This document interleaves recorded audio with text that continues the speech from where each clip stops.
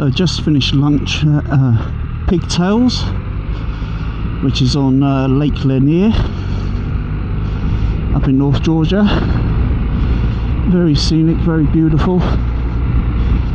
It's where a lot of the rich kids hang out, and we've got 80 degrees, sunshine, plenty of fuel in the gas tank. Just had a nice lunch with my face shield, get a bit of fresh air. And it's been a while since I've done a vlog on the bike, but I thought it was about time, especially on my new GS. I haven't been able to ride it this very much actually. Let's see how 1,439 miles, so not too many. And I've mainly been riding the Street Triple RS because I've got a 6k service coming up in 2 weeks time, or about 10 days time I should say, and that is going great with Michelin Rose 6s on it, lasting extremely well, gripping like a limpet in the dry, and also performing very well on damp roads as well.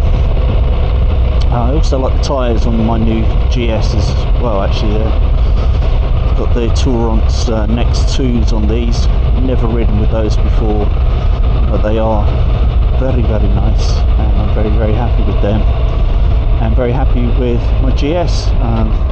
Everything about it I pretty much love. I mean, if you were extremely nitpicky, you could say it should have backlit switches for nighttime use, and apart from that, pretty much done. That's where the criticisms kind of end really. Everything else is great, easy bike to live with.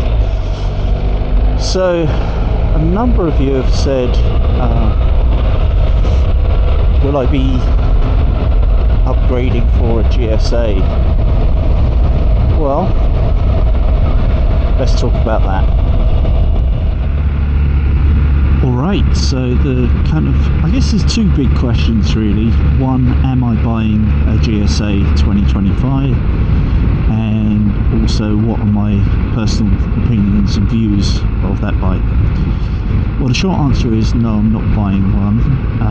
I have owned 10 or 11 BMWs, including 5 from the GS family, 2 GSs and 3 GSAs. So I know the bikes very well, including the latest 1300, which I'm on today, my 719 Tramuntana. And why am I not buying one? The primary reason why I didn't wait for the GSA and why I didn't want one is weight. It's as simple as that. We can argue about what the true weight of bikes is based on manufacturer claims and them being dry weights and not having all the equipment on, all the rest of the stuff. I'm not going to get into that. You work that out for yourself based on personal rides and websites. But what I can say is, based on BMW's claims, I think the GS has lost something like 27 pounds moving to the 1300, and it certainly feels like it to me. And somehow the GSA has gained weight, just a couple of pounds, but it's gained it, and it was already heavy enough as it is. That's one of the primary reasons why I sold it really. The GSA does have a greater range, and it has more bodywork, so in the depths of winter, January, February time, if I was a winter commuter and used the bike for touring in the summer to up, the GSA may make sense. But really, there lies, kind of ends the pros really, because the range on this is ample. I think Jerry got 237 miles the other day out of his without running out of fuel.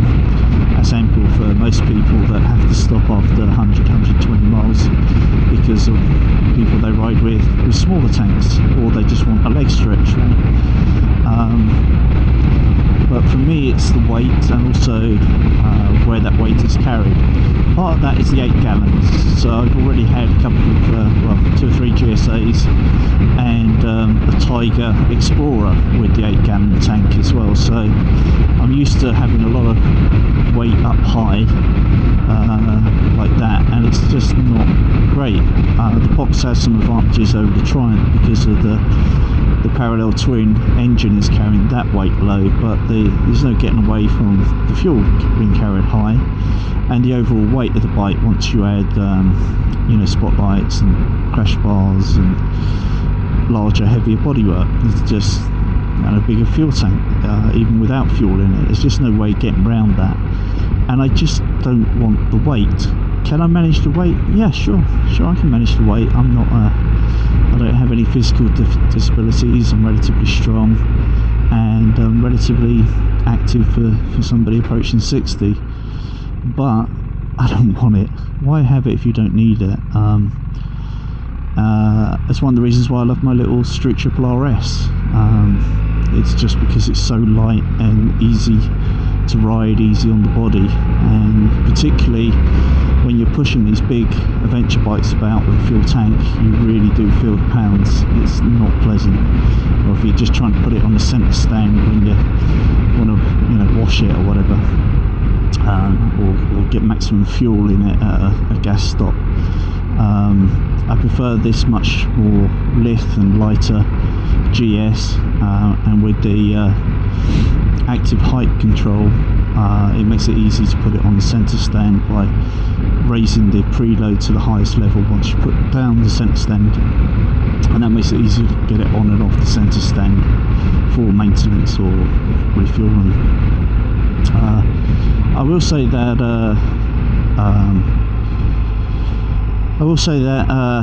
you know, GS has greater road presence. I mean, it's just a big animal, so there's no getting around that. It's like a bull elephant coming towards you, and some will like that because it has that adventure feel, but it wasn't for me personally.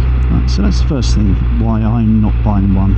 I understand why people would buy one and why it suits their use case, but not for me. The second thing is, what are my general thoughts about the rehash? Well, I mentioned the weight. I was expecting a similar weight drop to the 1300 GS, but that just wasn't the case. I'm not sure where they put all the extra weight, but they clearly thought it wasn't such an issue for prospective owners, and so there's that. The main thing I dislike about it, and I know I'm not alone going by all the YouTube comments on this, is the general look of the bike. Now sometimes when you change the look of the bike, you know, you have your detractors and they eventually come round. I'll give you an example of that is when the GS moved to asymmetric headlights. Everybody's like, what the hell are you doing? But it was just a little bit different and interesting, and eventually people grew to love it. Now they've moved away from the asymmetric headlights, as they have on, say, the S model bikes, and people are up in arms about it as though they've totally ruined the bike. And it just takes time to come around to that, you know, that matrix starfish type headlight. It's still beautiful out there. Look at that. I used to be out there kayaking, jet surfing, cruising along Lake Lanier by the dam here that we're going over. Just stunning. Anyway, I digress. The looks of the thing, very important to a lot of people, even though adventure bikes tend to be, you know, function over form, but it's important to a lot of people. And I really don't like what they've done, particularly with the sides. The side panel looks like some kind of big letter N shape. It's like somebody's stuck a cooler box on each side. It's almost like the bike's as wide as it is long, and that's the main problem. And also they painted it silver to kind of emphasize it, and it should have been like just black, you know, like satin black or something. In fact, the silver side panels on the GS should be satin black. It would just blend that much better with the bike, in my honest and personal opinion. And I think most people seem to have that. That's the major problem that most people have with it. I also expected it to maybe get the 1400 cc engine that's rumoured, to give it more power to handle that weight, and that isn't the case either. And I also thought there might be an M model, seems there is in, you know, the S range, for instance, and maybe we'll see those in the future, but it isn't happening right now for what you can get for 2025. And the looks and the weight are the two big hard no's for me. Aside from the fact of the costs, you know, if certainly trading this, I'd lose my shirt on this. Trying to buy the new one for me personally, for no gain, for some detracting reasons, but for others, maybe you've been hanging out for the GSA. I'd certainly be interested to know in the comments whether you're hanging out to buy the GSA, or certainly see it in person. Bikes tend to look better in person than they do in pictures, in my personal view.